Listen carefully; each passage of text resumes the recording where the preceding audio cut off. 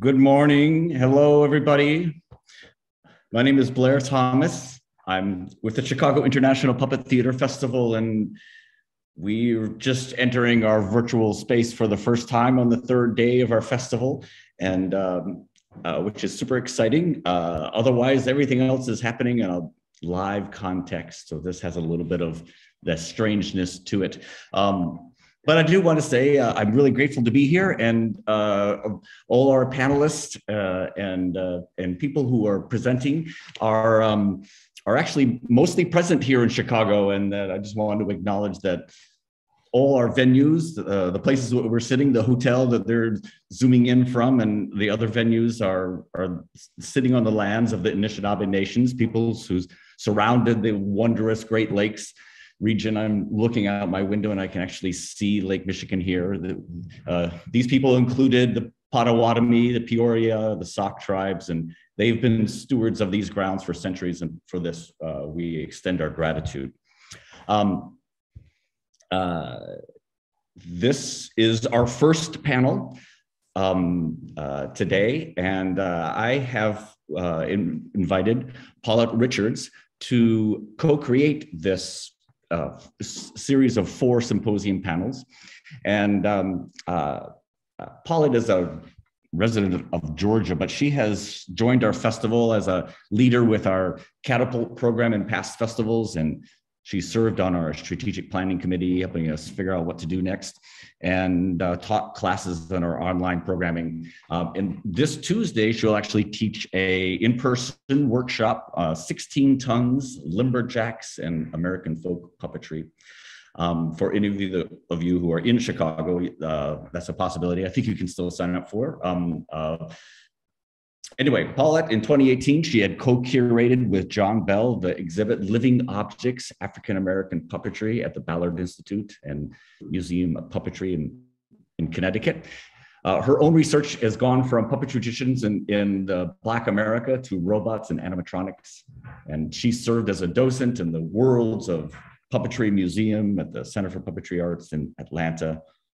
She's been a Fulbright scholar in Senegal, and an artist in residence at the Institut Français in St. Louis. And she's taught animatronic puppetry at workshops in Atlanta in Decatur Makers and in DeKalb County Public Library, at the Center for Puppetry Arts, and at the P of A, the Puppeteers of America National Festival. And she is currently working on a new book. It's called Object Performance in the Black Atlantic, and it's forthcoming on Routledge in 2023. Paulette holds a PhD from the University of Virginia. And I'm now going to turn the panel over to Paulette. Paulette, can you zoom in? Okay, I think I have unmuted myself. Yes.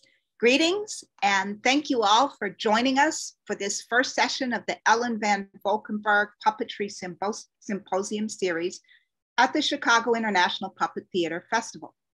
As Blair mentioned, I'm Paulette Richards, and it is a great pleasure to serve as the moderator of this panel on staging the non-human character, animal, alien, or architecture. Object performance in many cultures dramatized animist beliefs that spirit infuses all of creation. In the 17th century, French philosopher René Descartes rejected this idea in favor of a mechanistic view of the universe that privileged human reason as the mark that humans alone were endowed with immortal souls. The primary argument Descartes used to support his view was that animals and other elements of the natural world could not speak, and therefore presented no evidence that their behavior reflected the choices of a conscious mind rather than pure instinct. One thing puppetry can do well is represent the interior world of characters. Thus, puppetry is a fertile space for exploring the boundaries between animal, human, and object existence. These 4 shows take different approaches, but all foreground interior mental states. Chimpanzee reveals the interior world of an animal that had assimilated human language and culture, and traces the unraveling of this animal mind, as a result of the forced isolation from both human and animal society. New Mony combines actors and puppet characters to take viewers on a journey that addresses the encounter with the other by externalizing a private imaginary world. Object of Her Affections similarly acts out the protagonist's subjective emotional experience of love affairs with buildings, so that audiences can engage with a form of desire that might otherwise seem incomprehensible. Object Sexuality. Dogugaeshi creates an architectural representation of the inner mind with the opening and closing of screens, inviting the audience to contemplate a series of interior mindscapes. We are honored that the creators of these fascinating shows have joined us this morning in considering what animating non-human puppet characters reveals about human existence. Let me introduce our guests in alphabetical order. Then each will give a short presentation about their work. After the presentations, I will pose one or two questions to start the discussion, and then we will open the floor for questions. For those of you, well, I'll get to that later. So starting with Maria Kamiya, creator of Marikama, which is a brand and universe. She is a Filipino-American visual theater artist who creates spiritual theater, visual art, and fashion with the intention to globally inspire healing and play. Her transformative storytelling leaves audiences rewired and enlightened to the infinite potential of the Marikama mindset. Maria Kamiya has performed original work for established theaters, including the Henson Company, La Mama, and the International Puppet Fringe Festival. New Mony, her first full-length production, was commissioned and presented in New York City by Dixon Place with private funds from the Jim Henson Foundation and the Jerome Foundation. I'm very much looking forward to seeing New Mony this evening. Nick Lehane is a theater maker and puppet artist based in Brooklyn, New York. His play, Chimpanzee, premiered through Here Art Center's Dream Music Puppetry Program with the generous support of Cheryl Henson, and has since toured internationally, most recently to the London Mime Festival at the Barbican Center. Derek Fojour and Nick Lehane's co-creation, Fly Away, at Petzel Gallery was named one of the 10 best theater moments of 2020 by New York Magazine. Nick has acted on and off Broadway, designed regionally, and performed with and without puppets for film and TV. Nick is a frequent collaborator of Pigpen Theater Company and Robin Frohart, who is also performing here at the festival. So if you are here in Chicago this weekend, don't miss Nick's show, Chimpanzee.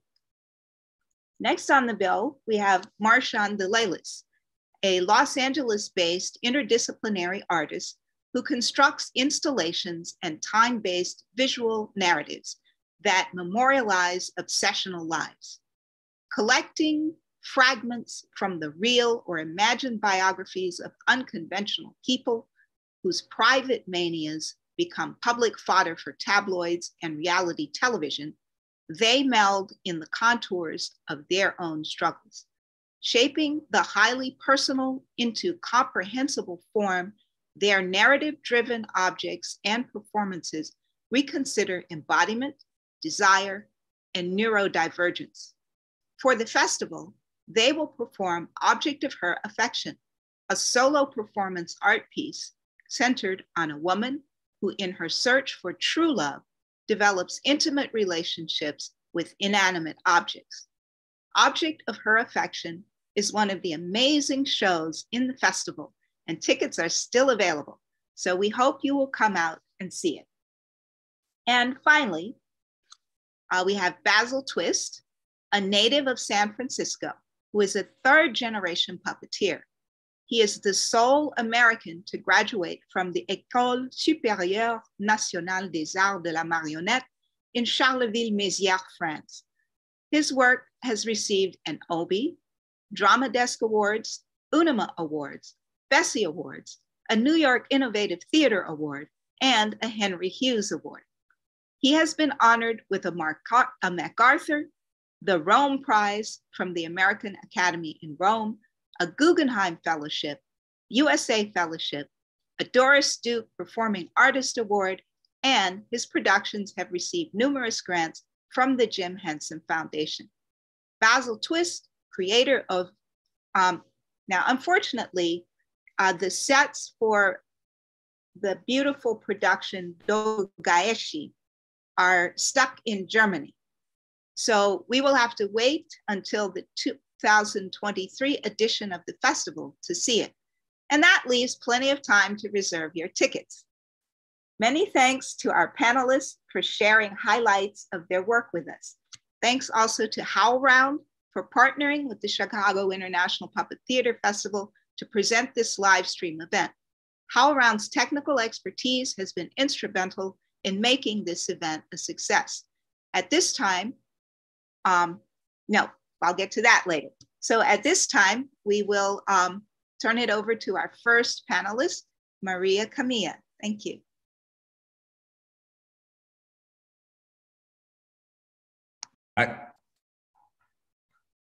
Actually, real quick, I just wanted to say, I just wanted to jump in. Paulette, I failed to mention that this this event is being recorded, and we also have this through our collaboration with HowlRound, this opportunity to be able to read the caption titles. And so those of you on your Zoom, if you go down to the bottom of your Zoom toolbar on the bottom of its page, there's a live transcript in a CC in a box. If you click on that, you can get the live transcript as the whole thing's unfolding. And also you can put questions in the chat, or you can also, if you're watching through HowlRound, you can put questions through the HowlRound chat bar as well, and that'll get to at the very end when we have our discussion. You can participate in that way. Otherwise, I just want to say I'm so happy because these artists, I love their work and their vision, and to see them all here together is a great delight. So with that, let's go back to the next step here. Thank you. All right, here we go. Greetings. My name is Maria Camia. I'm the creator of New Mony, which will be at Chopin Theater today at 3 p.m. and 7 p.m. So if you're in Chicago, it'd be fun for you to come. Thank you to Blair Thomas for inviting me to this festival, and to everyone who has helped out, especially Paulette. I would also like to just mention that in 2013, I interned with Basil Twist, and I watched the first edition of Chimpanzee at Labapalooza. So to be in a panel with you two is an honor. All right, let's begin. My name is Maria Camia. I'm a Filipino-American theater artist.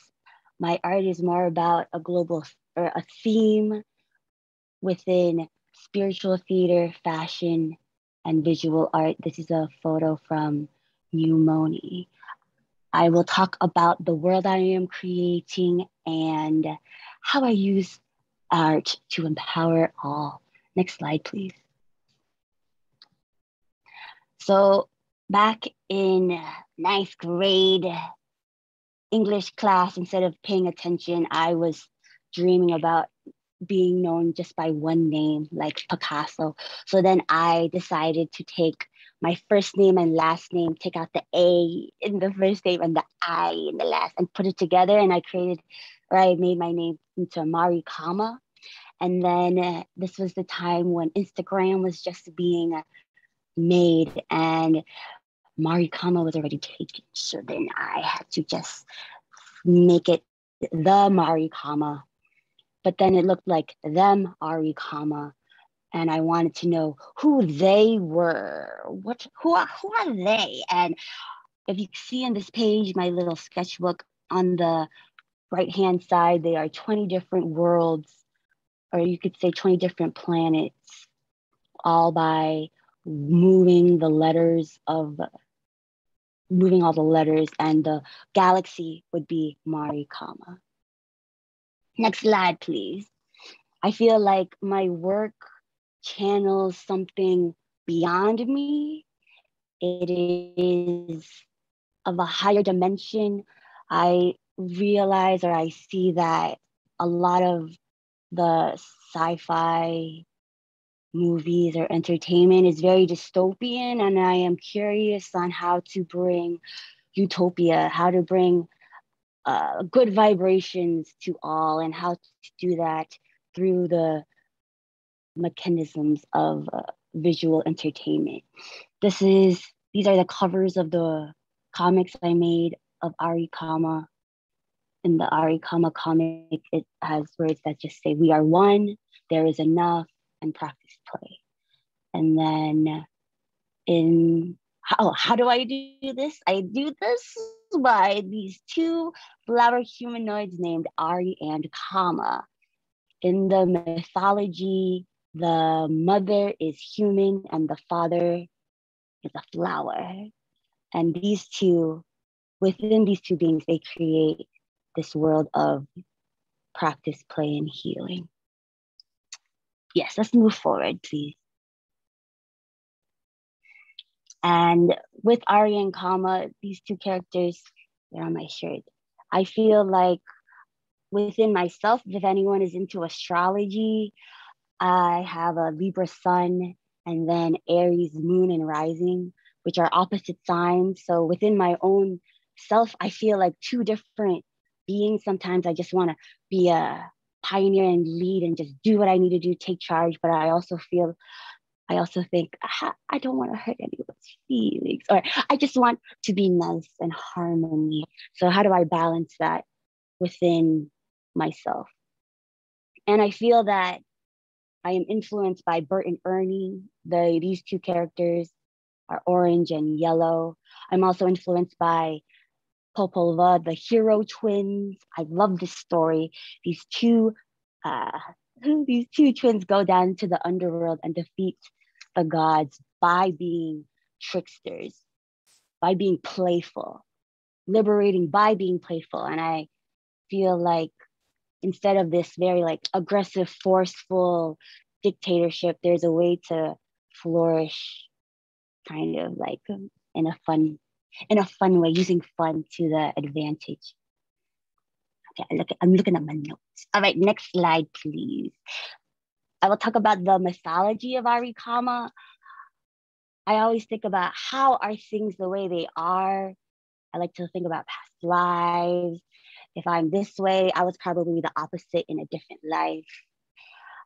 In Arikama, this is the toy theater scene of New Mony, where they talk about how women were forced to take classes on how to get a flower to fall in love with you. This is parallel to colonization of the Philippines. When the Spaniards came over, and they would say that the mestiza child, the mixed child, would be more beautiful. But at what cost is that? My dad told me a story about a woman who climbs to the top of a tower and then jumps off, and she's pregnant and jumps off because it wasn't consented. And then these two women would say, but her child would have been beautiful. And then, yes. So like bridging these two things in my ancestry and putting it into this mythology. Also in this mythology, we eat potatoes, but in this world, potatoes ate us, which is why we eat them now. Or the flowers were with humans, and then the bees got jealous, but then they killed the flower humanoids. So then now the bees, their karma is to work for us. So just like seeing everything as a whole, like yes, they're seeing it as a whole. All right, next slide, please. I would like to talk about how I use my art how I use my art. These are drawings of crystal castles in Arikama. They represent, like the blue represents the throat, the first eye or third eye with the purple, and the pink for the crown chakra. Usually for me, the visual drawings will be my blueprints for the theater. I always want to see how I can use art to be like a crystal. Like crystals have very high vibrations. I see everything more as energy than object. Like what energy does this object hold? As our eyes do not see everything. We don't see frequency of like microwaves or X-rays. So what is that? What is beyond? And how can I use that intention within what we already do to empower all individuals? Next slide, please. So you can see in this next slide that we have turned the crystal castle into a costume. This is the great, great, great, great grandmother. And she has tricks. Oh, should I say this? Just come to the show, come to the show, come to the show. And also these castles are part of, next slide, please. The clothes I like to design. I also learn Reiki. I like to imbue all my clothes with this energy. So on top of the intention of creating it, I also send good vibes to everyone who purchases or wears or even sees any of these items. Next slide, please. Oh, there it is. It's very colorful.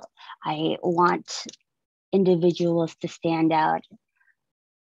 Children shouldn't be the only ones wearing bright clothes and then we move to all dark colors. Oh, no, no, no. We can sustain the joy throughout our entire living. Next slide, please. In the next slide, you will see a mural that I had the opportunity to do at George Mason University. I am concerned with advertisement, always trying to make us feel less than, and they pull us out of our body and just like leading us like a little horse with a carrot. I want people to know that it's all within, it is all in them. And on the top of this, it says, I intend a beautiful, loving, wonderful, magnificent, brilliant, healing day.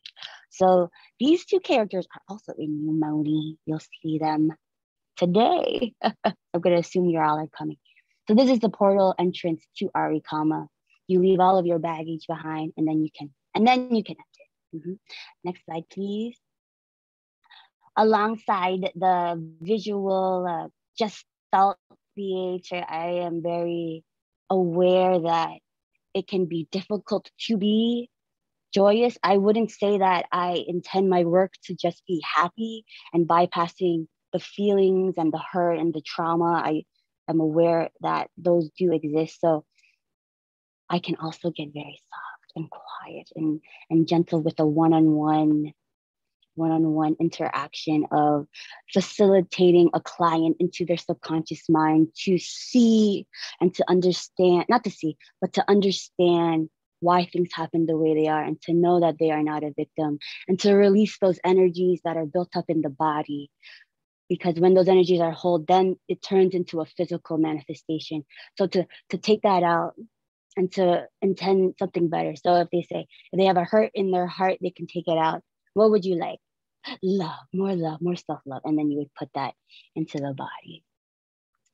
I could you can directly contact me if you want to learn more about that. Next slide, please.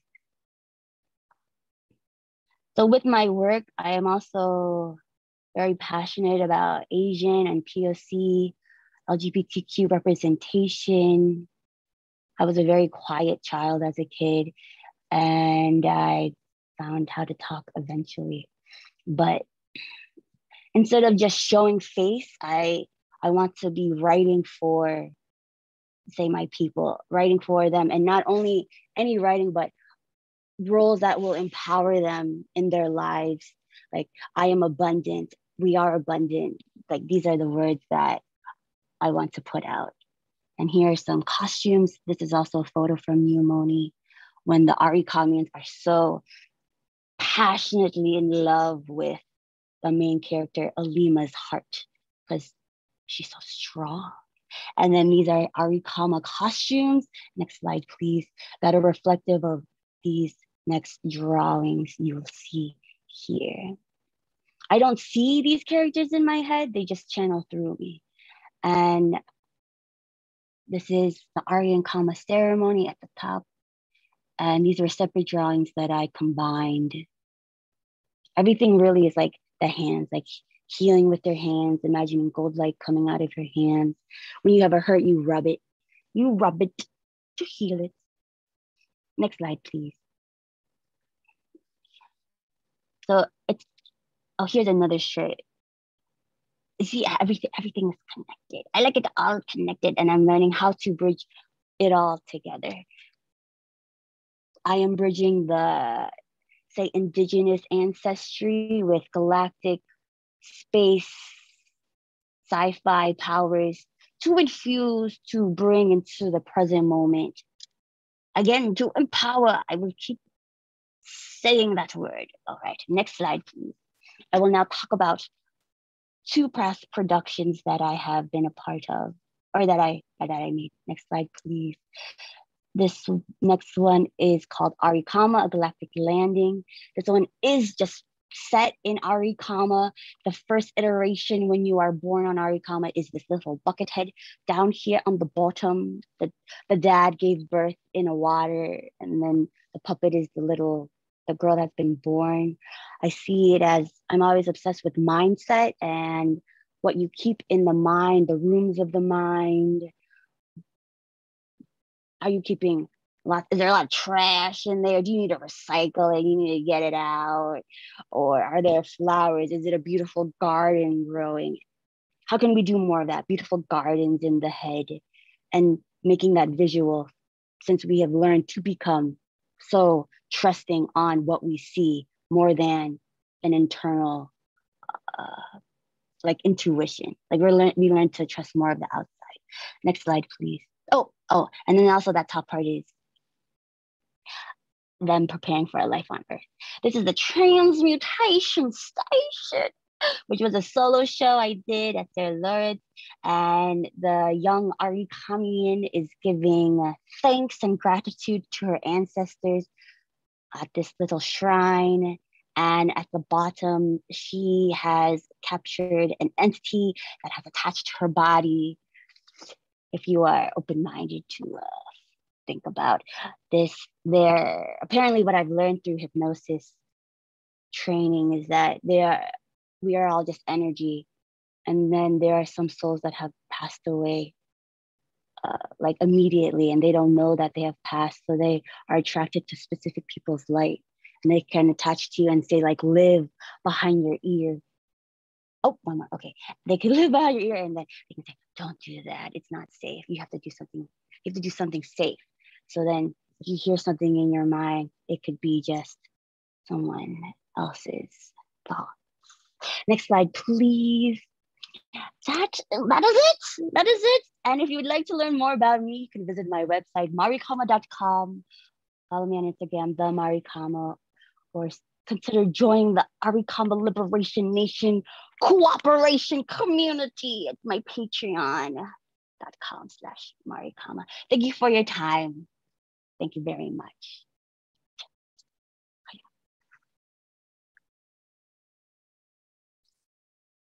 And thank you very much, Maria. That was inspiring and beautiful. And now we will move to our next presenter. That should be Nick Lehane. That was awesome, Maria. Thank you, Paulette, and thank you, Blair, for having me. Good morning, all. My name is Nick Lehane. It's such a pleasure and an honor to be here with you today, albeit digitally. I wish our time could be in person, but I am grateful that this virtual medium makes this talk more accessible. I'm going to assume that on the other side of this screen is some combination of professional puppeteers and diehard puppetry fans, as well as folks who may have never seen a puppet show. So first of all, what exactly is puppetry? Puppetry is the use of movement to bring objects to life in the mind of an audience. It's a broad umbrella term like dance or music that encompasses a wide range of traditions and styles and historic functions. There's archaeological evidence that suggests puppets may predate human actors in theater. There are puppets described in the writings of Plato and Aristotle. There are written records of shadow puppetry dating back 3,000 years in China, of string puppets 5,000 years ago in Egypt. The giant puppets used in contemporary carnival and Mardi Gras celebrations have their roots not only in medieval European pageantry, but also the habitable statues found in Central Africa, where manipulators work from within the interior of these gigantic figures. There are puppets described in the sacred Hindu text, the Mahabharata. There are dolls with posable thumbs and fingers used in funerary rites in pre-Columbian central Mexico. And just the list goes on and on. So this ubiquity of puppet and puppet adjacent activities across continents and cultures suggests that our earliest human ancestors shared this strange impulse to animate the inanimate. And perhaps more controversially, this impulse appears to have been shared by our pre-human ancestors as well. The peer-reviewed journal Current Biology published in 2010 observations of infant chimpanzees in the wild, caring for sticks and rocks in ways that appeared similar to the way human children care for dolls. Puppets indeed come from a very early time, historically. Puppets also reflect a very early time in humans developmentally. They're linked to our early childhood impulses to play and to what the British psychoanalyst C.W. Winnicott called transitional objects like blankies and teddy bears, the first not me possessions of the child. And this space between subject and object, between me and not me, is one of the many ways in which puppets exist between worlds. They're able to live in and bridge gaps. They hover at thresholds, the threshold of the subject and the object, of waking and dreaming, of the conscious and the unconscious, of the sacred and the profane, of the religious and the secular, and germane to this talk, the human and the not human. In the 1960s and 70s, there were a series of experiments in the US where chimpanzees were raised as children in human homes. They were called cross-fostering experiments, and they were conducted to see how much human language these chimps would acquire, and more broadly, how human they would become. The chimps were raised with American Sign Language, and they learned hundreds of signs. They had access to human toys and picture books, which they would play with much the way human children play. They bonded with their human parents and their siblings, eating meals with their human families at the dinner table. Many enjoyed human so-called vices like alcohol and tobacco. One was baptized. And when these chimps matured and became too powerful or sexual for their humans to handle, or when funding for these cross-fostering experiments dried up, some of these chimps went on to live as test subjects in a radically different area of scientific research: pathogen studies performed in biomedical facilities. And many were infected with hepatitis C or HIV, where they underwent surgical procedures to study and change their brains. Most of these chimps were completely physically isolated from all other chimpanzees and humans, locked away with no natural light. The standard cage in a biomedical facility is 5 by 5 feet. And hundreds of chimpanzees remain warehoused in labs to this day. And I'm struck by these stories because chimpanzees are, as you probably know, the non-human animal closest to humans genetically. And cross-fostered chimpanzees are the most culturally human chimps. So that makes these chimps as close as possible to the divide we've constructed between human and not human. They straddle the world between us and them, hovering right in this liminal space between the two. In a single lifetime, some of these chimps experienced inclusion in the sphere of our concern. They were part of the human family, literally and metaphorically, and then total exclusion, relegated to the realm of disposable objects. They passed between the container of the suburban family home to the container of the cage.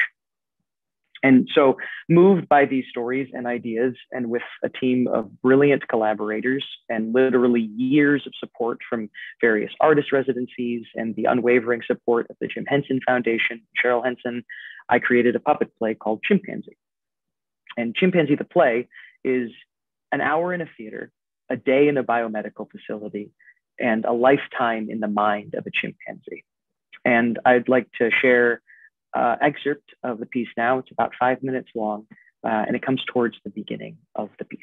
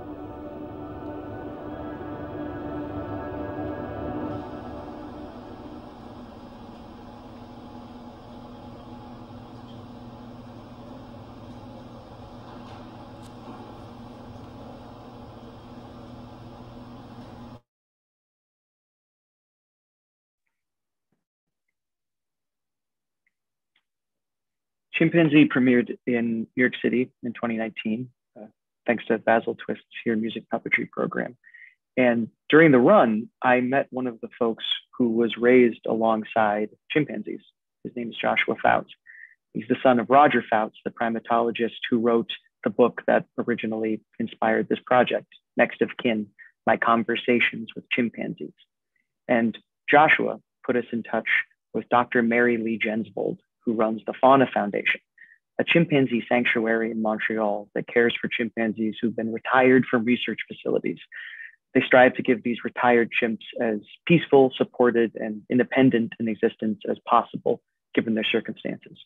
And it's not a zoo, so it's not open to the general public. And when we toured Chimpanzee to Montreal, my collaborators and I were given special permission to visit.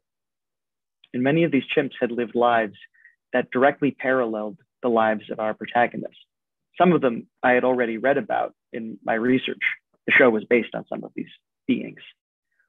And one chimpanzee named Rachel was clutching a small stuffed gorilla, which she cared for. And Rachel's nails were painted because it was one of her favorite pastimes. Rachel was on antipsychotic drugs because of the self-harm she would inflict as a result of what Dr. Jensvold described as PTSD. And I wasn't familiar with Rachel's story in particular because she hadn't been raised in a chimp language experiment, but she has been raised by a human being who considered Rachel her daughter until, like so many chimps like her, she grew up and was purchased by a lab where she spent decades in isolation. And I think puppetry is a powerful medium to tell these stories because the power of puppetry at its core is the power of empathy. Breaking down and problematizing the barriers and rigid thinking that divides us and them gives us a chance to cross the threshold into another's experience. Just to follow along with a puppet show, to know what a puppet is thinking or feeling is a massive empathetic leap. And saliently, it's an automatic, largely effortless one. And I think this says something really profound about us, that we can see the world through another being's eyes by offering our attention, by breathing along with another. Thanks for listening.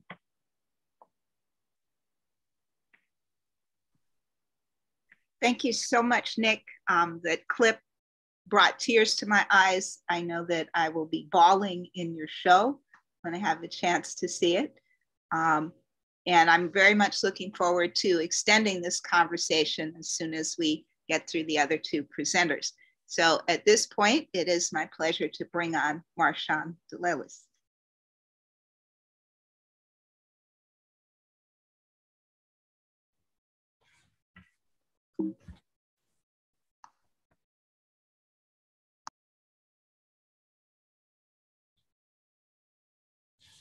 Hello, can you hear me? Hi, thanks. I'm Marshawn Delelus. Let me adjust that. My pronouns are they and them. Josh, please play slide 1. This is the Chicago Puppet Theater Festival logo. As you can see, we're in partnership with the School of the Art Institute of Chicago Performance Department. I make installations and performances with dolls and puppets that memorialize obsessional lives. Here's a couple of examples of previous productions. Josh, please play slide 2. Growing Up Linda was an ensemble actor puppetry performance in which a woman who believes she's the daughter of a famous ice cream mogul must come to terms with her troubled past. It's tough when you think you're the heir to the throne of the Carvel Cake ice cream empire. Josh, please play slide 3. In Bride of Wildenstein, the musical, an aging socialite grows fur and claws to recapture her philandering game hunter husband's attention.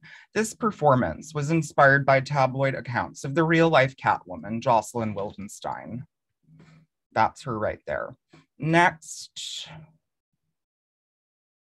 I believe I was picked for this panel because I for sure identify with Alien, and I check off the architecture box with the piece I'm bringing to the festival, Object of Her Affection, a solo object and puppet performance art piece centered on a woman who, in her search for true love, develops intimate relationships with inanimate objects.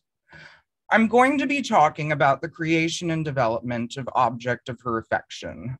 I'm interested in queering puppetry as a space to understand, explore, and negotiate sexual identity and trouble binary gender construction. Next slide. Object of her affection follows the emotional journey of protagonist Andrea Lowe after she has mysteriously fallen from a building. In her last moment, she reflects on her meaningful relationships, starting with her first love, a baby's blanket, who she trauma bonds with. As an adolescent, she loses her virginity to a bad boy hunting rifle and subsequently becomes infatuated with the Berlin Wall. As Andrea evolves, so do her desires. In adulthood, she forms doomed relationships with monumental structures, a high-profile statue, tragic twin skyscrapers, and a bridge who cheats. Each of these relationships has a profound effect, shaping Andrea's views on life and love. Finally, Andrea finds solace in Roy, a crumbling tenement who ultimately fails her. There she is in the lower left-hand corner, stroking Roy's bricks. Next. In this unconventional love story, I use puppets and performing objects as a primary through line to explore the synesthetic relationship between objects and personalities, and ways that objects can occupy more than one meaning at any given time. Object of her affection is a visual narrative about human beings, flesh and blood, developing intimate relationships with inanimate things, and the universal development and loss of relationships we encounter on our journey through life. Please play slide 7. The research behind the ideas and object of her affection dates back to 2010. My wheels started spinning when I stumbled upon footage of a woman who wanted to marry an amusement park ride. This is Amy Wolf looking at a video of her love interest, 1001 Knocked. In the next clip from the documentary Strange Love, Married to the Eiffel Tower, which aired on BBC, Amy meets with 1001 Knocked in person after a 5-month lull, accompanied by her friend Erica Eiffel. Please play the next slide. Oh my God. After 5 months, it's good to see you. He's just so noble, so proud, so strong. I not only love him for a sexual attraction, I mean, we're not talking about fetish here. I love him as a mate. I love the roundness of his counterweights at the top. I love him for the narrowness of his jibs. I love him for the elegant lines of his gondola, which is now covered up for the winter. I like the ribbing up underneath his name display there, too. The parallel lines that are coming down. Can you see where I'm talking about? Yes, I see it, yeah. I love that.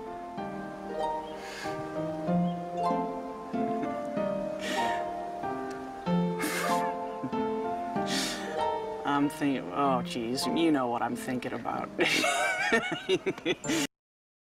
Next. Directed by Agnieszka Piotrowska, the documentary profiles the lives of objectum sexuals, including Amy Wolf and her display of affection with 1001 Knocked, the name of the amusement park ride. While her story's unusual, there's something relatable about her earnestness and refreshing about her authenticity. As an artist who recontextualizes objects and puppets, I'm constantly thinking about animism and the suspension of disbelief. You smell good. God, you smell so good. As a queer non-binary person, object sexuality relates with something deep inside that's been festering. On the one hand, sexual minorities are making strides. On the other, LGBT identity feels like it's being gentrified in a heteronormative push towards respectability politics. I really hope she's up to date on her tetanus shots. Next slide. It's never really goodbye to anyone. Because 1001 Knocked, as I have told you many times before, and I will many times repeat it, I love you. Next slide. My birth mother has since rejected me. If I cannot be free to love the very symbol of freedom, then where is freedom? You bet I was fascinated by the concept of object sexuality. There was something appealing about the emotional, physical, and romantic desire towards inanimate objects. Object sexuality explodes traditional categorizations of sexual identity and turns our often cliches about love inside out. Object sexuals fall in love with things rather than humans. They don't so much want a place at the table as they may long for a relationship with one. I wanted to know more. As I delved into the research, I also learned about Erika Eiffel, another of the documentary's more articulate subjects. There she is sitting on a fence. Next. Would you believe that a woman fell in love with the Eiffel Tower? And then she married the Eiffel Tower. She took on the last name of the Eiffel Tower. Her last name is now Eiffel. I'm not kidding. Check this out. You're steel. I'm flesh. You rust. I'm beam. You stand so tall. I look so mean. You're cold. I'm warm. You shine. I sing.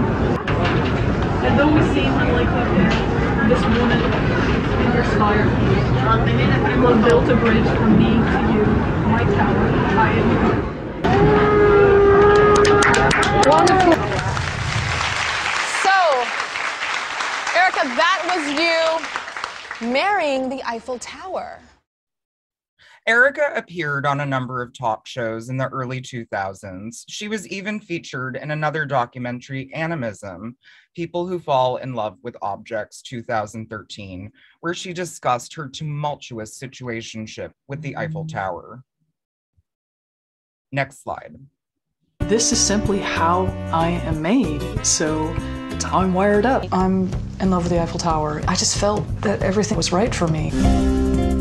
I know people don't get it, but I do love her. Objectum sexuality is developing significant physical and emotional relationships with objects. For me, it's completely natural and it feels very, very pure and right. I feel alive, I feel amazing when I can have these moments with my darling. The Eiffel Tower management wanted absolutely nothing to do with me. Big surprise. She had a falling out with the Park Service, and then the relationship deteriorated, but she moved on, and so did I. Next slide. I also reviewed a number of episodes of My Strange Addiction that touched upon objectophilia and related identities, including a woman who married a Ferris wheel and a man who had intimate relationships with his car. I tie you, flesh to steel. I, Linda, take you, Bruce. I, Linda, take you, Bruce. In this sacred marriage. In this sacred marriage. I love Bruce for what he is. He's made of fiberglass, steel, aluminum. I love his mechanical aspects. Everyone, as they go through life, they're looking for love. That's just that quest for love that I'm doing in my own way. Next. In 2011, I put together Object Fetish, an artist talk about the role of fantasy in our daily interactions with objects. My multimedia presentation covered puppetry adjacent topics like furries, the rise of high-end sex dolls, and masking, and it made some waves at the University of Connecticut for the Puppetry and Post-Traumatic Performance Conference when I showed graphic clips from Plushy Schwartz Does Fire Island, a whimsical romantic comedy about a gay bear on a weekend jaunt to Fire Island, and his drug-fueled sexual encounter with a beached octopus. There he is. I believe he's doing Special K right there. Yeah. But a dry lecture didn't really encapsulate my investment in the material. There was something more to it that felt deeply personal. This universal need to find love or something like it. Please play the next slide. I thought about my own life, mining my own autobiographical material from a safe distance. During a retreat at the Eugene O'Neill Theater Center in 2012, I began the script. Something about merging my own experiences with the stories of people who fall in love with skyscrapers into a hybrid narrative made it more accessible for me to get to deeper truths. Next.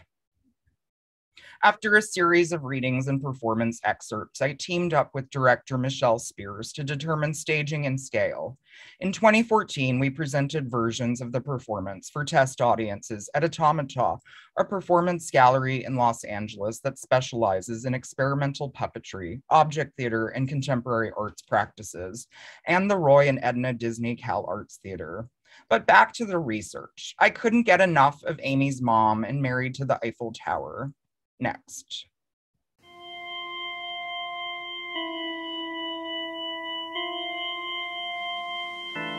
This is not all my collection. This is just, I'd say, 3/4 of my collection. I have about 50 different sets of dolls. As far as I'm concerned, they're better than having a man in my bedroom. She believes that she was born this way, and I'm convinced it's everything that's happened along the way that has brought it to the point that she knows these objects won't hurt her, they won't talk back to her, they won't threaten her. She feels safe with the objects. I think she'll never know what it's like to be loved by another human being, to be physically in contact with another human being. My heart breaks that she'll never know this. And it's kind of difficult for me to accept this, but what choice do I have? She's my daughter, and I love her. Next, I just loved Amy's mom. She served as the inspiration for Andrea's grandmother, an object of her affection, but I wanted to explore her world more. In 2016, the city of Los Angeles awarded me the Kola Artist Fellowship, so I made in/animate objects, a macabre installation of Grandma's rag dolls that formed the second half of an installation performance diptych with object of her affection. The installation focused on the excesses of Grandma, years after Andrea fell from Roy, the building she was in love with. I created over 1,200 distressed dolls with a pop-up team of collaborators that testified to the insatiable need for love at the heart of the obsessional life. I kept stitching more dolls, it was kind of addictive, and began showing them at Track 16 Gallery, where I displayed them in grids, clustered on a panel and entombed in glass display cases. Here's a few of them.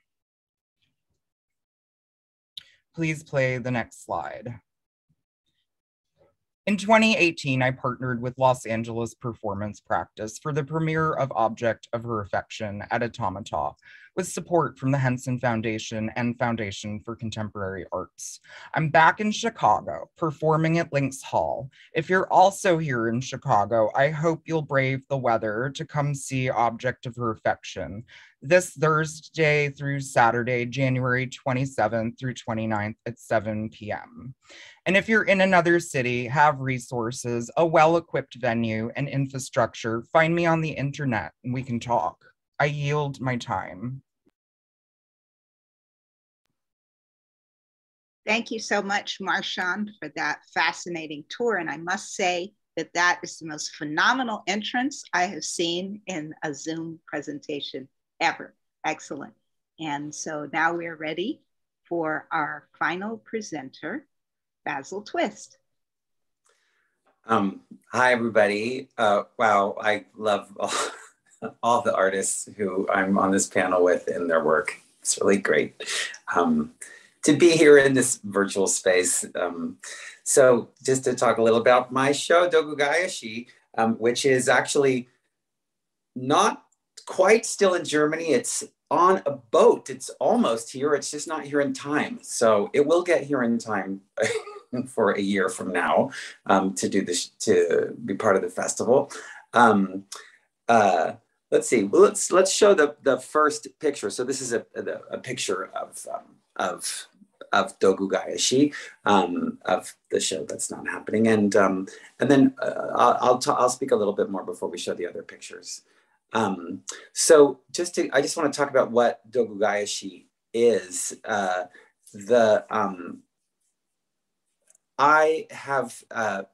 had made a show called Symphonie Fantastique, which was a non-representational puppet show, and using fabric underwater, and it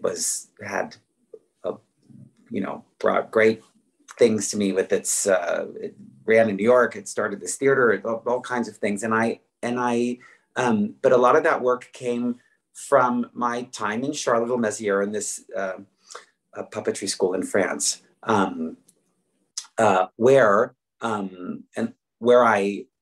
let's take the picture off the screen for the moment, please.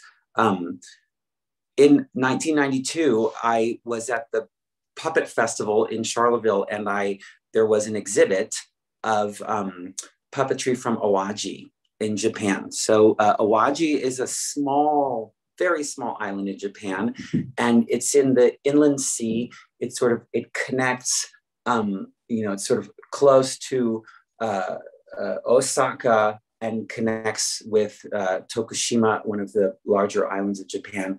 It is a heart of puppetry, and as most puppeteers can agree all over the world, that Japanese puppetry is a sort of beacon of inspiration, this incredibly developed, sophisticated, powerful, accomplished art form in Japan. We mostly think of the bunraku, which is based primarily in Osaka. Owaji is a real heart of puppetry. Actually, it very closely related to bunraku.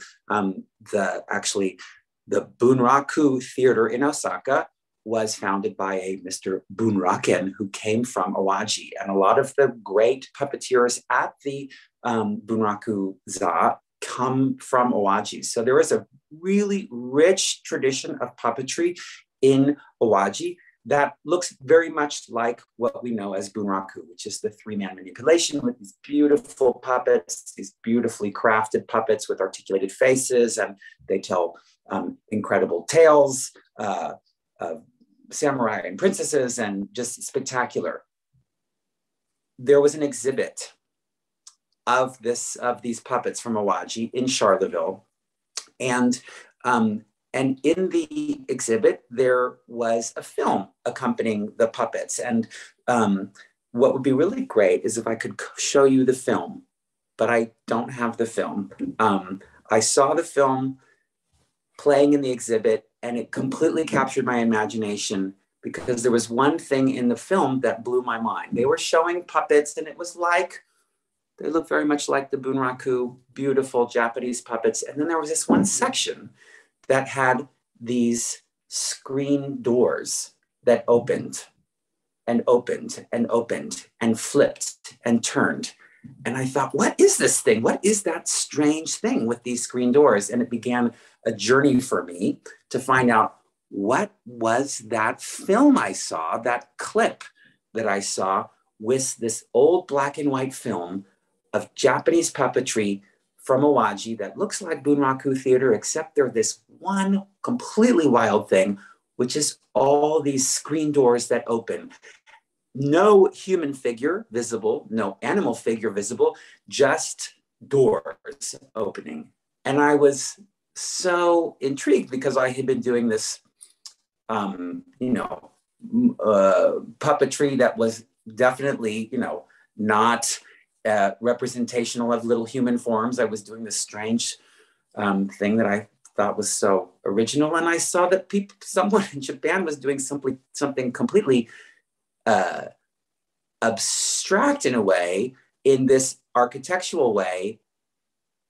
And it was like an old tradition, and I wanted to know about it. So I was really fortunate to go to Japan, thanks to the Japan Foundation and the Asian Cultural Council. I spent time in Japan, and particularly thanks to a scholar named Jane Marie Law, who introduced me to the Owaji Puppet Theater, and pretty quickly explained to me what the thing was that I saw.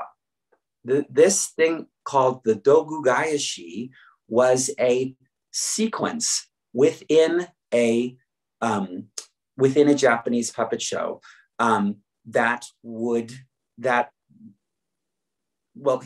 I'll show the next slide. So the next slide is is a picture of an interior of a palace. So most traditional Japanese architecture doesn't have interior walls. So there's these temporary walls, these screens that are put in. And in this is a palace in Kyoto. You can see some important figures at the end of the hall. And the idea is that if you were, depending on the station of the individual at the end of the hall and your own station, there would be more screens you needed to go through to finally get to. So to get to the person at the end of the hall. So this image is actually a kind of ubiquitous image that you see a lot in Japan of the screen doors opening. It's seen in, advertisements for shampoo and beer and things. But it was used in puppet performances to tell a story where someone was going to a palace, where they were going to a palace and they were going to see some important individual. In Owaji, at some point, there were so many puppet companies, or close to 80 different puppet companies that were competing with each other, that would have a sequence, frequently have a sequence where you were in a palace and you're going to go see some important person at the end of a long hallway of screens. And one way that the companies would compete with one another is they would see who would have the most screens in their palace set change scene. And the next slide shows some screens, some actual screens from Owaji puppet theater shows that would be part of a performance. At first, the idea was to suggest that we're going into a building as part of the story. The thing is that this effect, and here's this center picture is the kind of, it's called the Senjojiki, which is once all the screens have opened and we can see the entire room. And Senjojiki means thousands of tatami mats. Rooms in Japan are frequently measured in terms of how many tatami mats. Even modern day apartments will be described by how many tatami mats worth it would be wide. So thousands of tatami mats room is a sort of impossible room. This is the impossible room that is created in an immense palace when all the screens have opened in a huge space. And if we go to the next slide, we can see more screens. So I was so fortunate to go to Owaji, where essentially this tradition is almost extinct. The Owaji Puppet Theater has a sort of humble recreation of it. And I would find lots and lots in my research, lots and lots and lots and lots and lots and lots and lots and lots of screens that people had in basements, in attics, in storage sheds, behind theaters, in museums, all these screens that were used in puppet shows.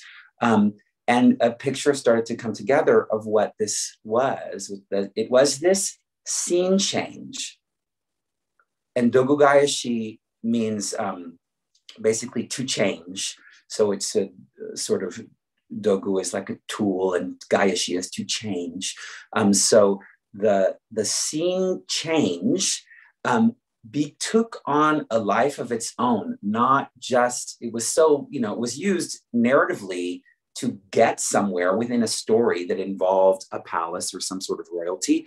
But the scene change itself became so popular that, and I can totally relate, people would only come to see the scene change because some theaters had the most elaborate scene changes you can imagine.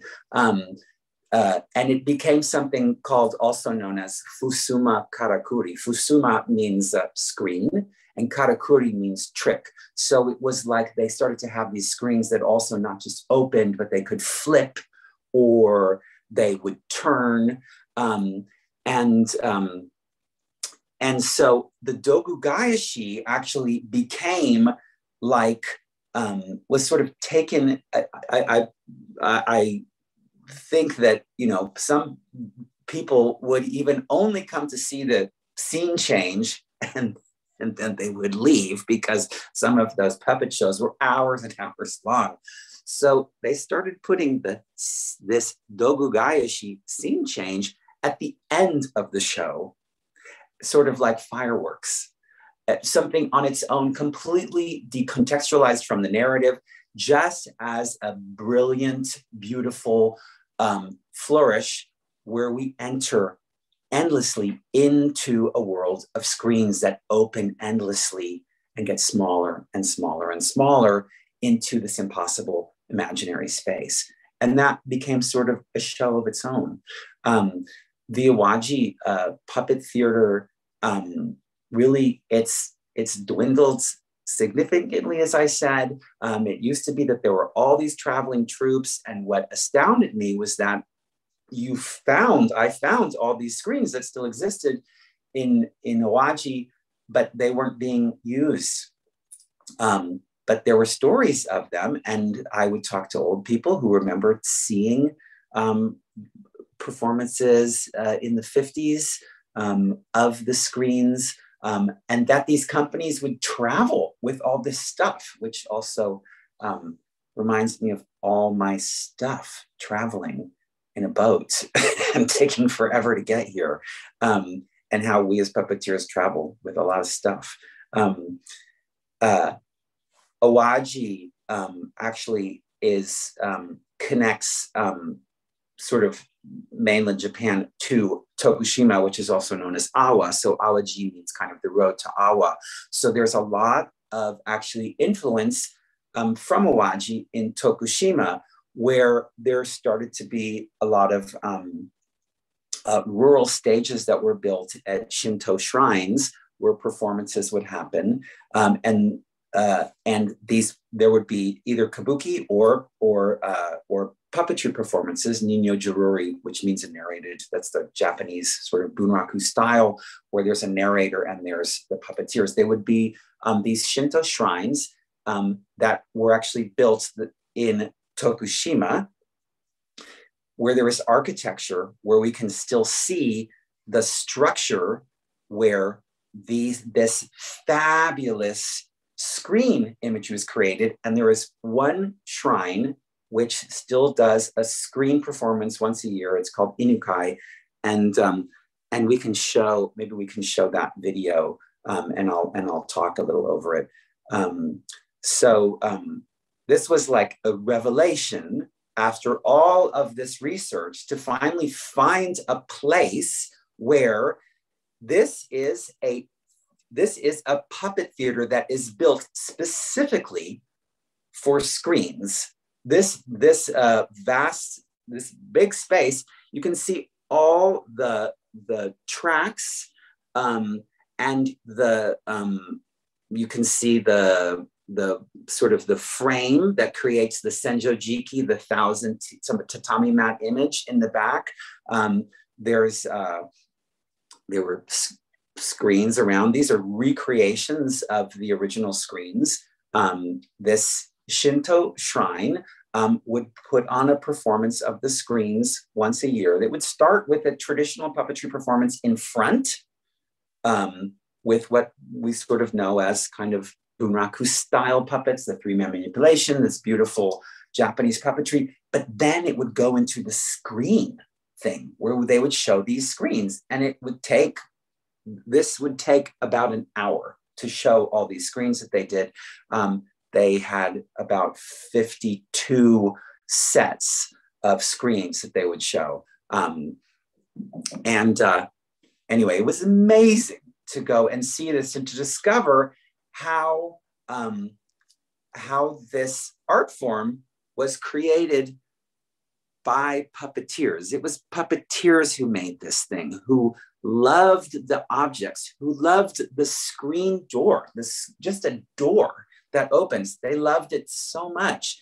They made a whole show about it. They built a whole building around it to create this show and to show these screens. So I was so privileged to see all this stuff, to find all this stuff, to meet people who had done it, there were 2 other Nosonbutai in Tokushima that had screens. Inukai is the most extensive one, but it's the only one that does any kind of performance at that date, at that time, which this was in about 2002 when I went to do all this research.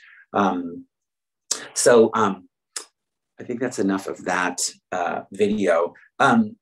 Anyway, that's just to kind of say what this show is. The show Dogugaeshi is about that tradition that was created by puppeteers, and it's fascinating. You know, we know Japanese puppetry, especially like the bunraku.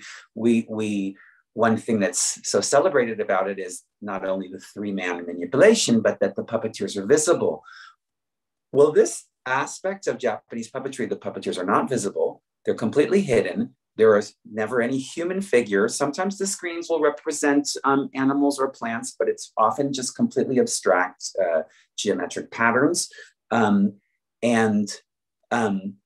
But it's a puppeteer thing. It's a thing that Japanese puppeteers in Owaji created, this obsessive performance based on screens. And they would hide and they would move the screens to the side, and they would keep opening and opening and opening. And either at the end of the long hallway, either it just creates just a big kind of completed room, or frequently there would be Mount Fuji at the end as the final image. So my piece, Dogugaeshi, is really an homage to this sort of obsessive art form that is about stuff, that is about these screens, just the drama of screen door opening and the mystery of what's behind it and what's behind another one and what's behind another one.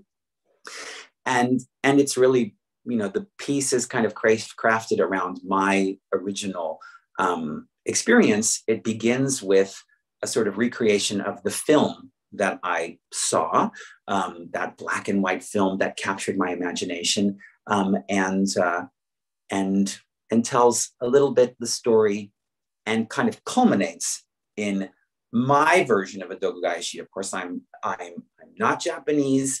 I'm not an academic. I'm just an artist who was inspired. And I went to Japan. We made this show in New York for a New York audience. And then we actually had the thrill to bring that show back to Japan and to present it in Tokushima, where people were still practicing. Lots of, you know, more amateur puppetry troupes were presenting, and we were part of a festival there and presented our crazy New York screen show in homage to these Japanese artists. And it was amazing to bring this show to this tradition, to this place where this art form has almost been extinguished. I think I might just show a small clip of Dogugaeshi. It starts with a loud sound.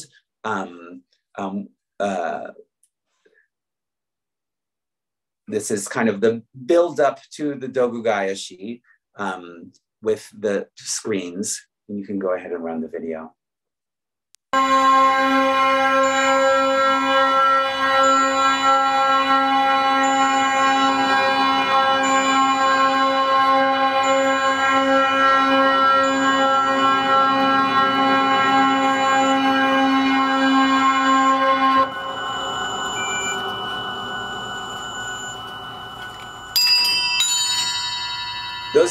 Those are real candles that are used in the set, which was a really important thing that I learned, that there was a 100-year-old national living treasure of Japan, who the shamisen player, who told me about her memories.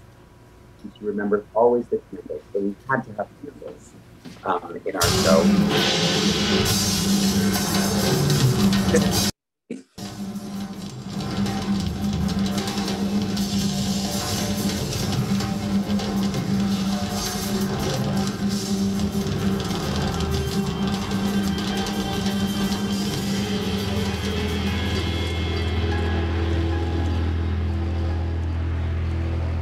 Again, this is my interpretation of the Dogugaeshi.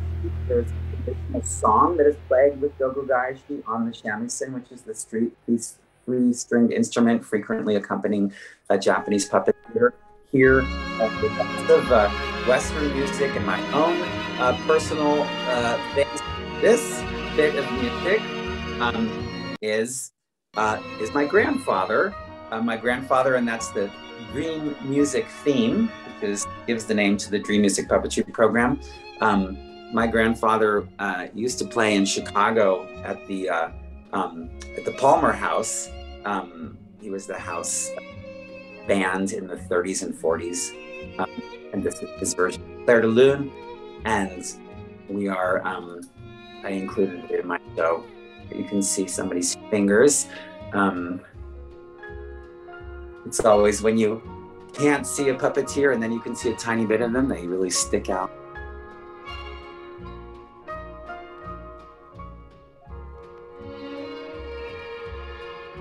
Dogugaeshi was the first show where I used video. I was sort of anti-video performance, but I needed to create the idea of what I felt people felt when they saw these candlelit performances in outdoors in the mountain. And there's Mount Fuji at the end. Of course, in my show, that's not the end, it keeps going. But that's just an excerpt of my version of Dogugaeshi, which is this, inspired by this tradition created by the greatest puppeteers in the world, Japan, and from Owaji.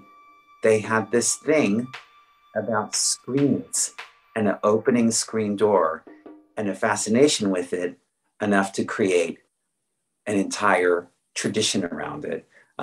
That, for all intents and purposes, is mostly extinct, but it seems like there might be a slight resurgence. So, because there were a lot of screens sitting around waiting to come back to life. Anyway, that's my Dogugaeshi. I hope that it will make it here to the United States soon, and I'll keep it at my storage on the East Coast, and we'll bring it to Chicago next year to share the entire show. Voila, that's my presentation. Arigatou gozaimasu, Basil-san. Thank you very much for that fascinating presentation. At this point in the live stream, we would like to ask the audience members who are with us in the Zoom room to open your cameras if you like, so that we will be able to see your lovely faces. We appreciate this technology for allowing us to meet virtually under the difficult constraints of the pandemic. And we would like to reproduce as much as possible the experience of sharing time together. So if you would open your cameras, then we can see each other. If you would like to pose a question, you will be able to raise your hand if you are in the Zoom room by looking at the bottom of your screen, and on the reaction button, there's a number of icons. Do we have a separate raise hand in this one? No. Yes, so you can raise the hand and then we'll be able to see it, and people will alert me and I will call you out so that you can open your mic then, and we can spotlight you and you'll be able to pose your question. If you are not with us in the Zoom room, or if you are shy or you are in your pajamas with your hair all standing on end and you don't want to be seen on camera, then you can pose your question in the chat. You can put it in the Zoom chat, or if you are part of our audience on live stream, you can put your questions in the chat there. And once again, we will be collecting those and I will be notified of them, and we will pose them as we have time and space. So as the moderator, I have the privilege of asking the first question. And so I'm just going to pose this and go down the line in the same order that the panelists presented to see what their answers are. So hopefully this is a softball. The first question is, how would you approach presenting your character's interior mindset if you could not use objects?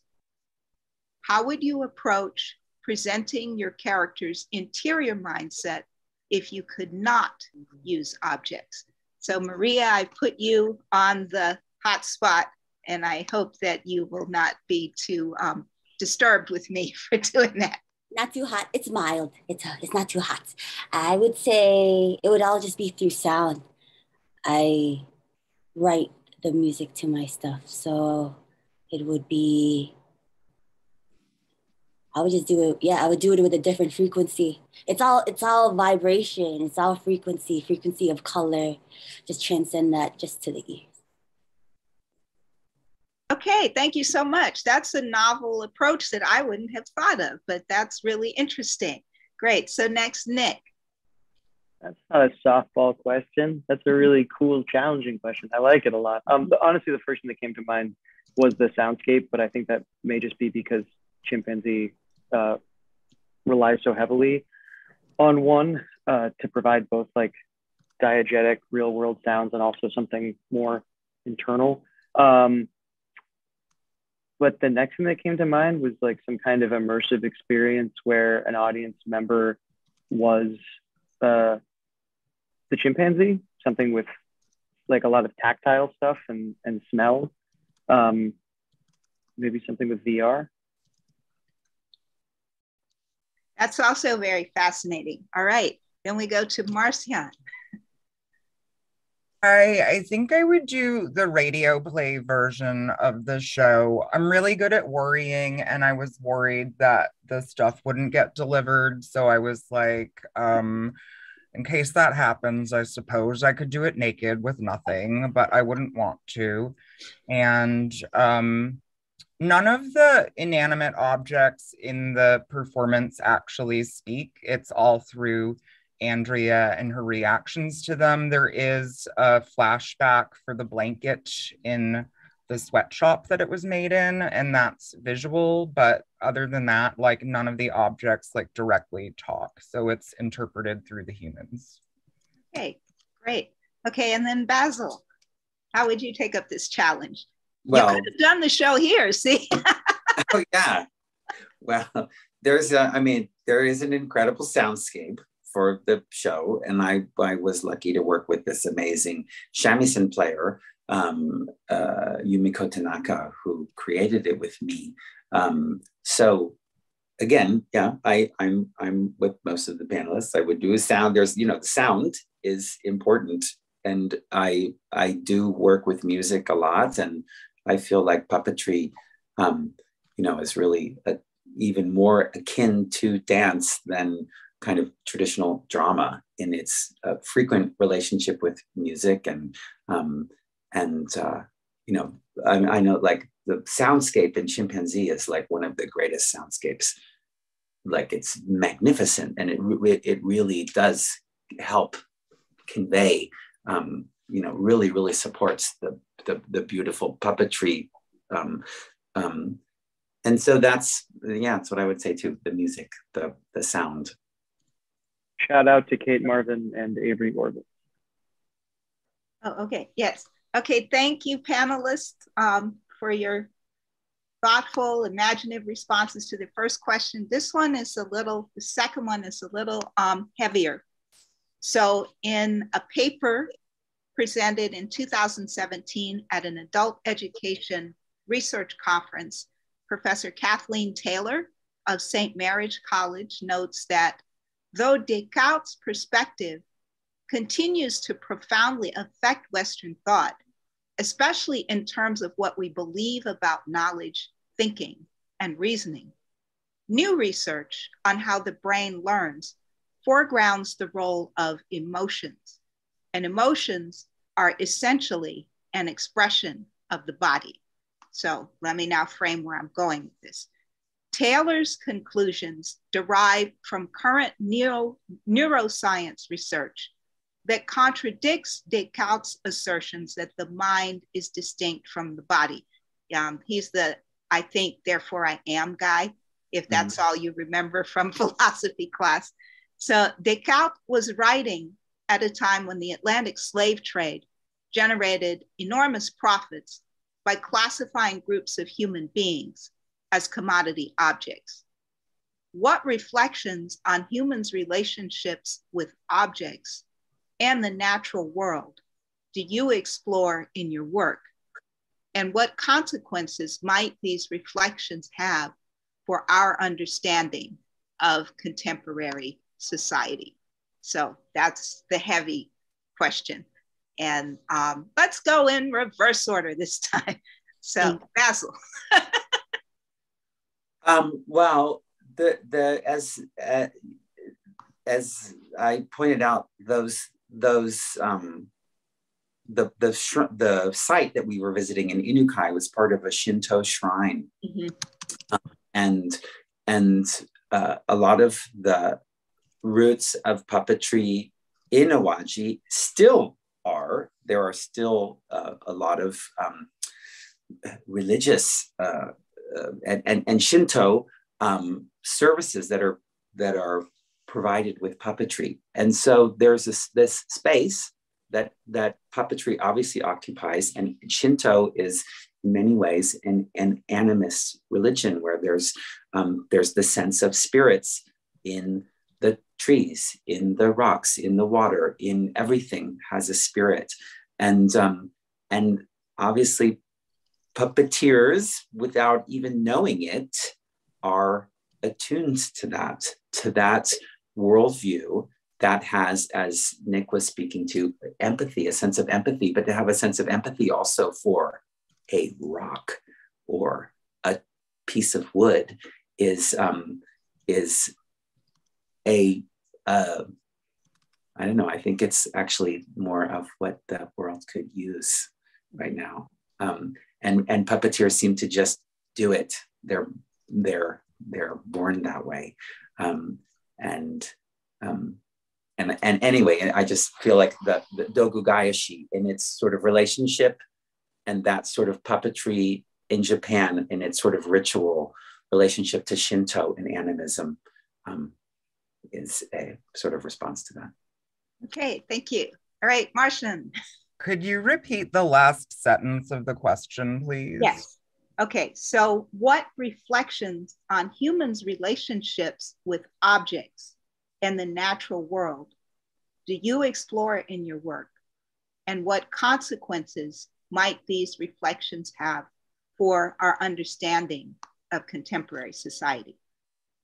Great. I think that there's a it's possibly a misunderstanding, or maybe it just is the Heisenberg principle of quantum physics that the witness actually affects the molecule that it's observing.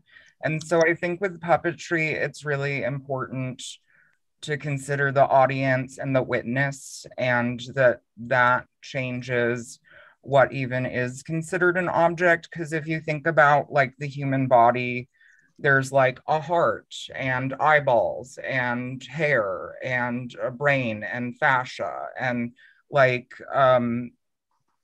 but those are all separate objects in our mind. Or even just a city, you could think of individual buildings or the entire city. So I think that the witness's perception of the thing actually affects the thing that it's looking at. Anything else, or is that good enough? Oh no, that's okay, great. That's really great. Okay, so then we're coming to Nick. My mind is a jumble. I think I actually, I don't know, on an ontological level, but on an experiential level, I buy Descartes' subject-object distinction. I just think that he makes a really ascientific, and maybe it was justified at the time, but the idea that it would stop at humans is what is wild. I'm not sure that spirit infuses everything. I think it's fun to imagine that it does. I sort of sense that it does. But I am like very confident that humans are not the only beings with the lights on.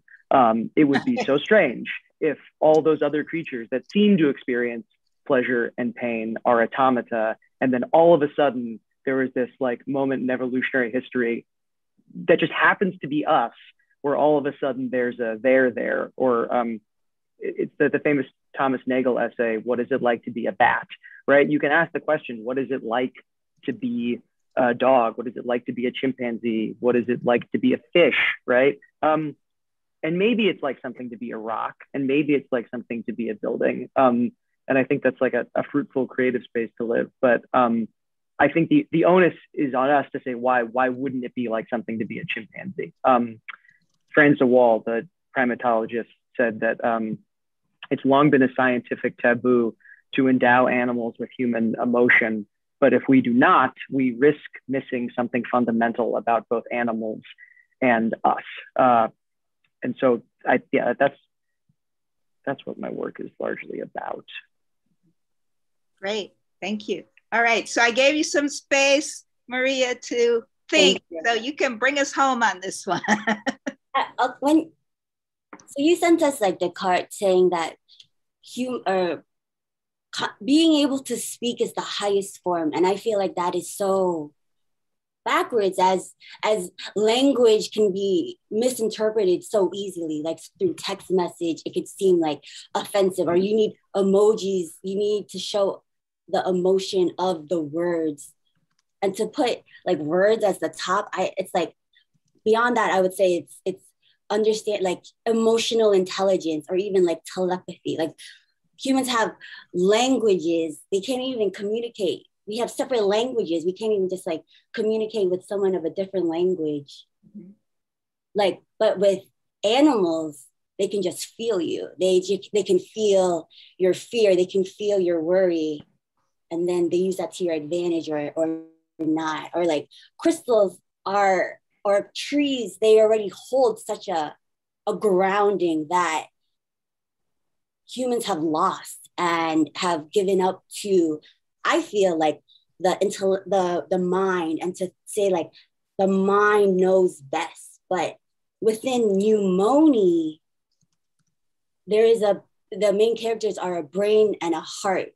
And when I look at like the 1% versus the 99%, I would say we have been trained to focus on the head more than the body. And then it's just like showing face and being this surface and like professionalism, and denying the needs of like what we really want, who we truly want to be, for like money, or for this it's like a head without a body, when really we have been destroying our bodies and not listening to what we truly need here. Like this is the people, this is the world.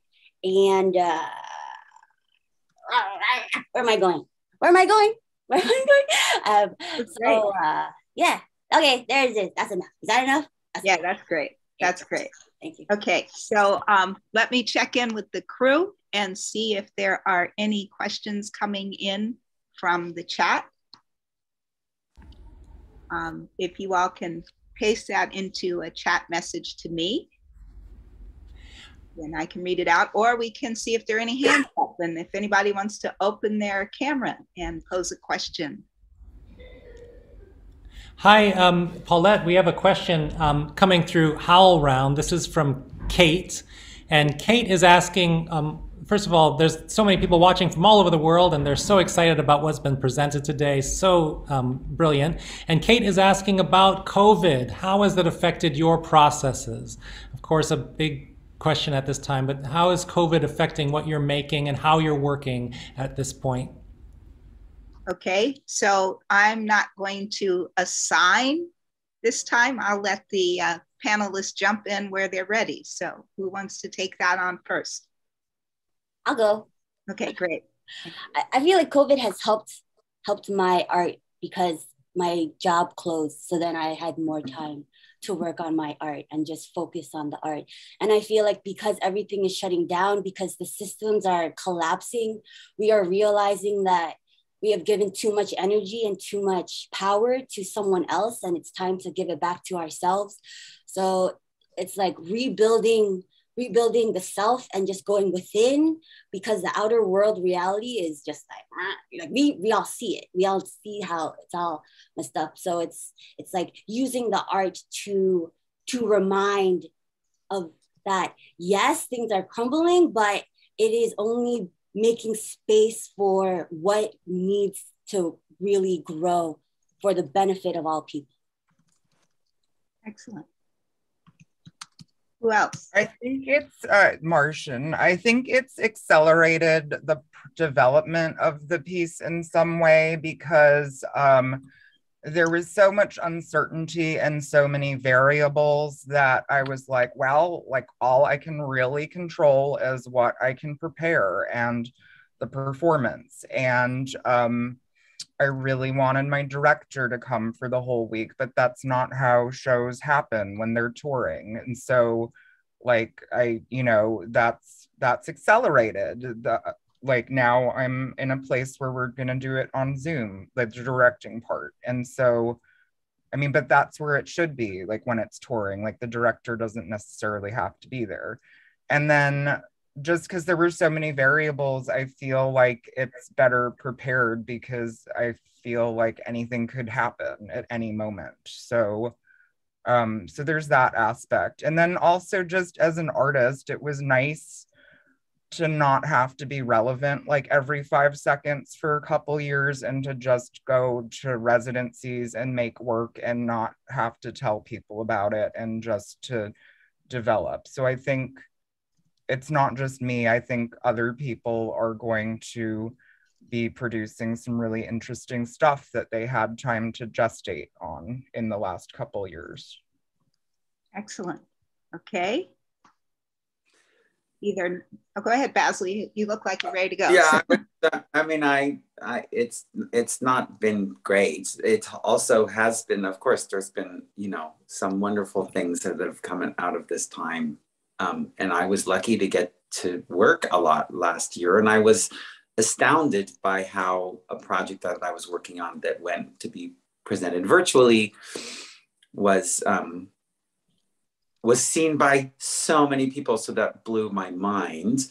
At the same time, I had another project that was just canceled because of COVID. So, it made me, I didn't realize how much it meant to me, really.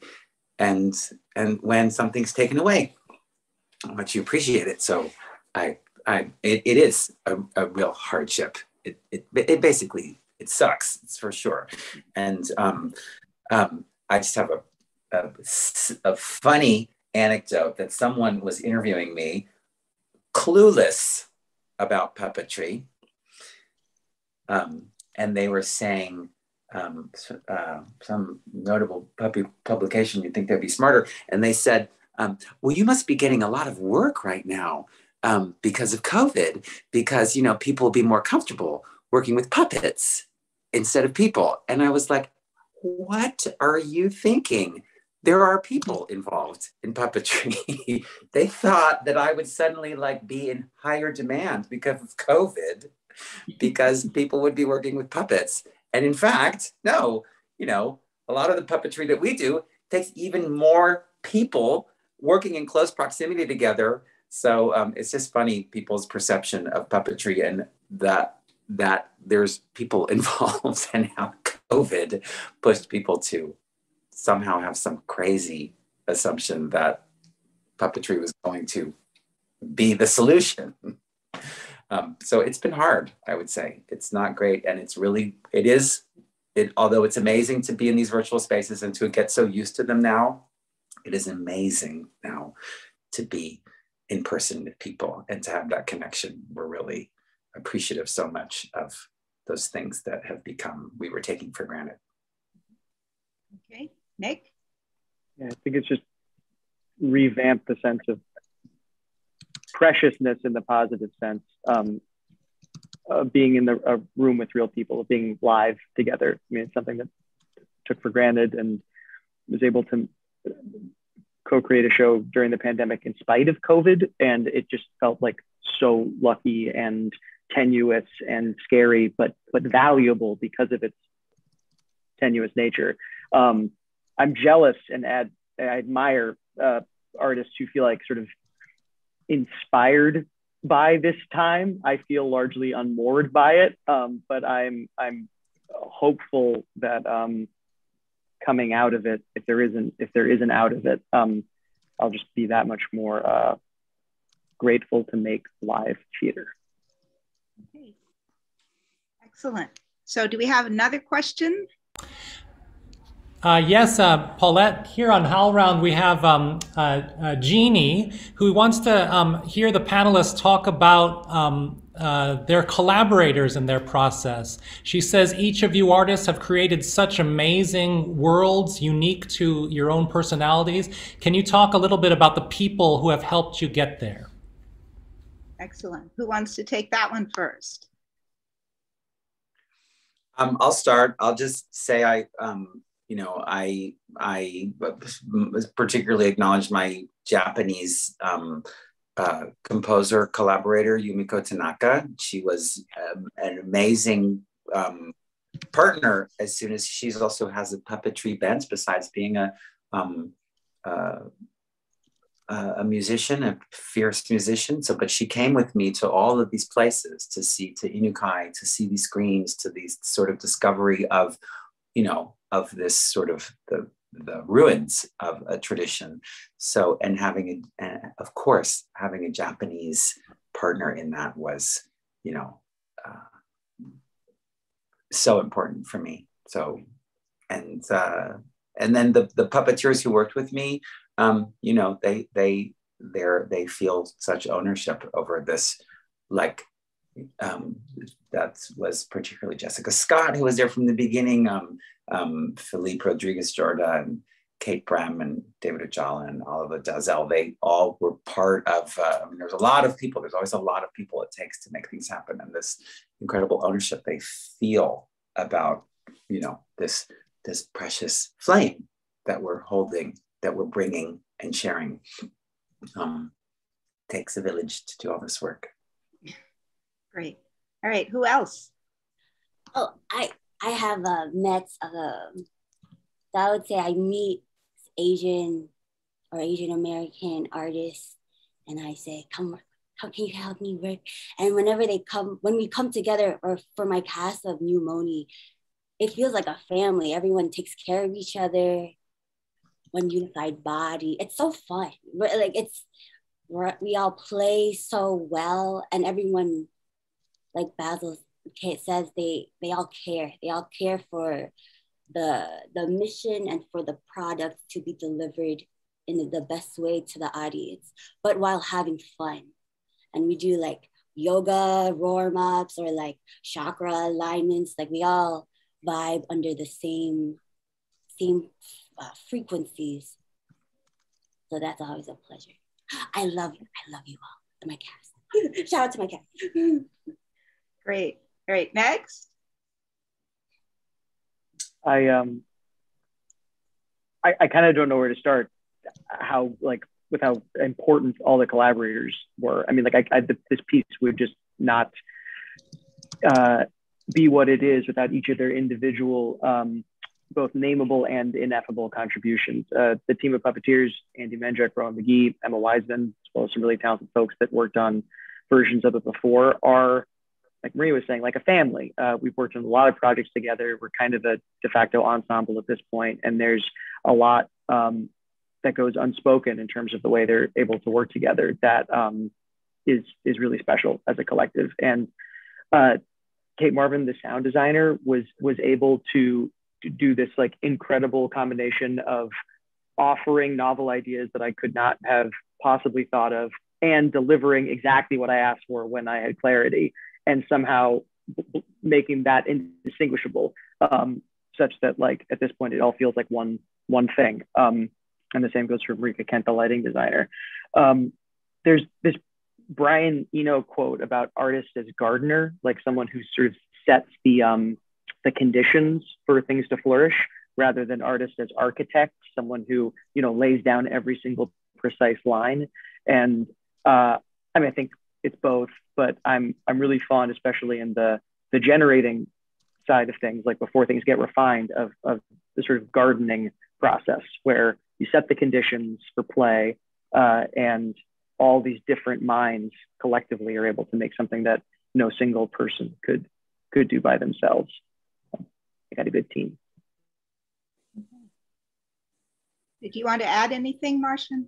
I love my team. I could cry, but I had my tear ducts removed. For this iteration, Michelle Spears, the director, is amazing. She's really more than a director. She's the advocate for the story. Eli Presser made this short show tourable. I had so much fun working with Becca Kesson, the sound designer, who made it like a radio play that I can take with me and run anywhere without puppets.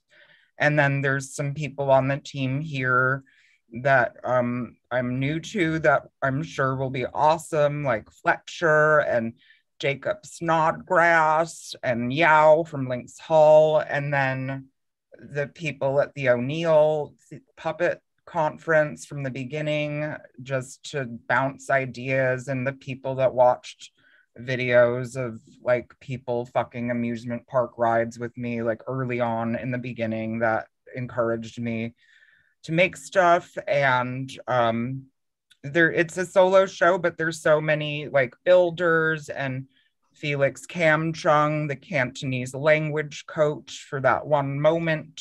And what else? The audience really is a collaborator. We send out surveys. They tell us about inanimate objects they have special connections to, from the possessions of deceased people to sex toys to objects that emit light. So really, like, everybody. Not everyone in the world, but I just mean everyone in my sphere. Okay, great. So if I'm not mistaken, this session ends at noon, which is 2 minutes from now. And I am instructed to talk up the next session, which does that start at 1:30 or 2? In any case, it's at 1:30. It starts at 1:30, so it'll be in the same spot on HowlRound. And we will be excited to see you not only there, but next Saturday. We have 2 more of these sessions coming. I have one final question in the chat from Myra Sue. If you would like to open your mic and ask it succinctly, and then Maria can answer it succinctly, we will be on our way home. Thank you. Okay, I'll try my best. Well, first, it's really exciting to have you in person, Maria. I saw your performance live stream for New Mony, so it's really cool that you're here in Chicago. But anyway, I'll try to keep this short. But I'm really intrigued that you are exploring this universe across many different forms: comics, live performance, and fashion. So I'm curious to hear, like, what aspects of the universe do you find that maybe better suits, or that is easier to convey in comics form versus live performance, or what kind of interesting overlaps you've been seeing across the different mediums? Yeah, I'll try to keep it short. Well, that's a great question. Nice to see you. I would say the comics create like the ground plan of the world, and when there are more fundings, then that can be completely translated in the theater. It would be fun to just put it up, make that whole thing an actual set. I feel like it's like everyone is looking into these different worlds through different ways, like different pockets, and they're just like bringing them into everyone's attention. Oh, that has nothing to do. Okay, thank you. Great, thank you, panelists. Thank you, crew. Thank you, HowlRound audience. Thank you, Chicago International Puppet Theater Festival audience in the Zoom room. Thank you, Blair Thomas. Thank you, Universe. And that concludes the program.